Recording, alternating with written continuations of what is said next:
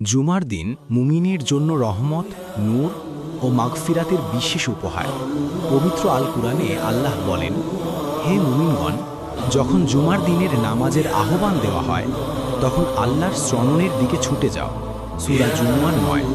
শুক্রবার এমন একটি দিন যেদিন আদম আলাইহিস-সালাম সৃষ্টি হয়েছেন, জান্নাতে প্রবেশ করেছেন এবং একই দিনে কিয়ামত সংঘটিত হবে এ কথা সাহিহ হাদিসে বর্ণিত।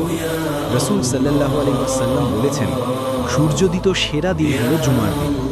এই দিনে বিশেষ একটি মুহূর্ত আছে যেখানে বান্দা যে দোয়া করে আল্লাহ তা কবুল করেন।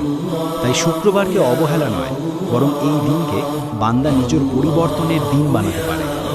আজকের শিক্ষা: বেশি বেশি দুরূদ পাঠ করুন, সূরা কাহাফ তেলাওয়াত করুন, বাবা মা, মৃত আত্মীয়দের জন্য দোয়া করুন, জুমার নামাজ ও খুতবা মনোযোগ দিয়ে শুনুন।